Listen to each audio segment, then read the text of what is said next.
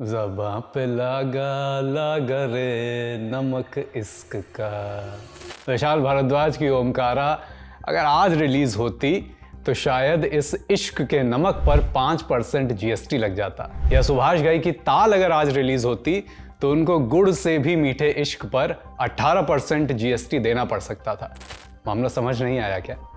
हम अजीबोगरीब किस्म के टैक्सेस की बात कर रहे हैं। जैसे कि कुछ समय पहले आपने पॉपकॉर्न टैक्स के बारे में सुना होगा। आज हम ऐसे ही कुछ ऐतिहासिक और अजीब किस्म के टैक्सेस की बात करने वाले हैं, जैसे कि ज्यादा खिड़कियां लगाने पर टैक्स, दाढ़ी बढ़ाने पर टैक्स, मोमबत्ती पर टैक्स और ब्रिटिश हुकूमत के समय आपने सुना ही होगा नमक जैसी जरूरी चीज पर भी टैक्स। टैक्स टैक्स टैक्स यत्र तत्र सर्वत्र।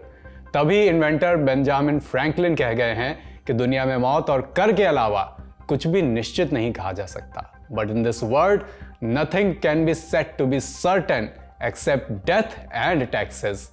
नमस्कार, मेरा नाम है अभिषेक और आप देख रहे हैं ऐतिहासिक किस्से कहानियों से जुड़ा हमारा रोजाना का कार्यक्रम तारीख, जिसमें आज कहानी टैक्स के फेर की और कुछ अजीबोगरीब किस्म के टैक्सेस की।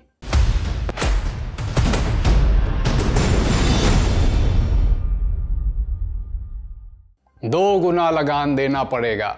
लगान फिल्म का ये डायलॉग है। मैंने बहुत खराब तरीके से पढ़ा, पता है मुझे, लेकिन आपने ये डायलॉग सुना होगा और ये डायलॉग अंग्रेजी हुकूमत की लालची नीतियों को बड़ी संजीदगी से उस समय बताता था, आज भी बताता है। एक वक्त पर आलम यह था कि टोटल रेवेन्यू के 80 करोड़ पाउंड में 2.5 करोड़ पाउंड तो महज नमक पर टैक्स से आते थे। नमक जैसी जरूरी चीज जिसके बिना घर का कोई खाना नहीं बन सकता। कहीं तो लोगों के निवाले पर सीधा टैक्स लगाया गया। अकाल आए, बारिश ना हो, फसल की पैदावार पर असर हो, टैक्स की दर नहीं बदलती थी। यहां तक बंजर जमीनों से भी टैक्स लिया जाता था। ब्रिटिश दौर में भारत से वेल्थ यानी दौलत की लूट और प्लंडर की कहानी हमें मालूम है, पर आज फोकस टैक्स पर ही रखते हैं। ब्रिटिश इंडिया से इतर ब्रिटेन में भी अजीबोगरीब टैक्स लगाए जाते थे। 16वीं सदी में वहां ताश के पत्तों पर टैक्स लगाया जाता था, जिसे बाद में पासों पर भी लगाया जाने लगा। इसकी वजह से जाली ताश बनाने का काम उस समय खूब किया जाता था।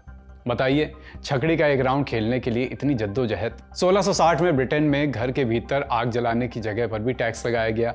1696 में तो हद ही पार कर दी गई। घरों की खिड़कियों पर टैक्स लगाया जाने लगा।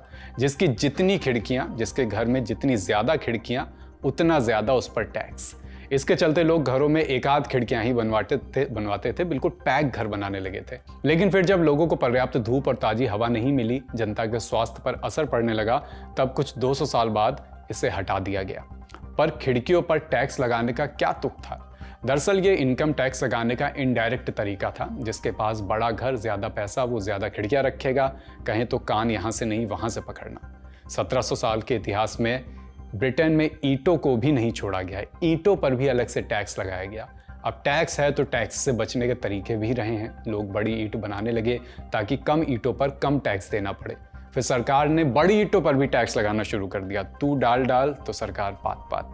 इसी सदी में मोमबत्तियों पर भी टैक्स लगाया गया। मोमबत्तियां बनाने पर जेल हो जाती थी जब तक आपके पास प्रॉपर लाइसेंस ना हो। टोपियों पर भी टैक्स लगा। प्रिंटेड वॉलपेपर पर भी टैक्स लगा। ये सब अपने अपने दौर में अलग से लगाए गए, पर ब्रिटेन इसमें अकेला नहीं था। अब थोड़ा दूसरे देशों की भी बात कर लेते हैं। ब्रिटेन से थोड़ा रशिया की तरफ चलते हैं। साल 1705 में यहाँ के सम्राट पीटर द ग्रेट ने दाढ़ी रखने पर टैक्स लगा दिया था। अगर ऐसा होता तो मेरे ऊपर भी टैक्स लग जाता। इस उम्मीद में टैक्स लगाया था कि लोग यूरोपियंस की तरह क्लीन शेव रहने लगे। बताइए, लियो टॉलस्टॉय और कार्ल मार्क एक सदी पहले होते तो शायद दाढ़ी पर टैक्स दे रहे होते। दूसरी तरफ साल 1885 में कनाडा ने चाइनीज लोगों पर टैक्स लगाया।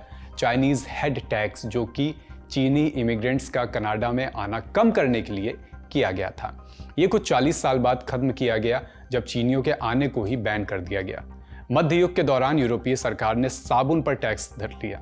ना नहाने वालों की बल्ले बल्ले हो गई, लेकिन जो लोग रोज नहा रहे थे उन्हें भारी कर चुकाना पड़ा। पहली सदी में रोमन सम्राट वेस्पासियन ने पेशाब पर टैक्स लगा दिया था। दरअसल उस वक्त पेशाब का इस्तेमाल अमोनिया के लिए किया जाता था, जिसे कपड़ों को रंगने वगैरह में इस्तेमाल किया जाता था। इससे भी पहले चलें तो प्राचीन मिस्र में खाना बनाने के तेल पर कर लगा दिया जाता था। ऊपर यह नियम था कि तेल फैरो के विक्रेताओं से ही लेना होगा। साथ ही एक बार इस्तेमाल करने के बाद दोबारा इस्तेमाल करने पर भी रोक थी। टैक्स की बातें करते करते हम काफी पीछे तक चले गए हैं, तो अब हल्के से इसका इतिहास भी जान लेते हैं लगे हाथ। जब से मानव ने एक जगह रहना शुरू किया, विशाल सभ्यताएं बसाईं, तब से ही टैक्स लेने और देने के सबूत मिलते हैं। प्राचीन मेसोपोटामिया में मवेशियों की सूरत में कर लिया जाता था। मिस्र के लेखों और पेंटिंग्स में भी टैक्स के सुराग मिलते हैं।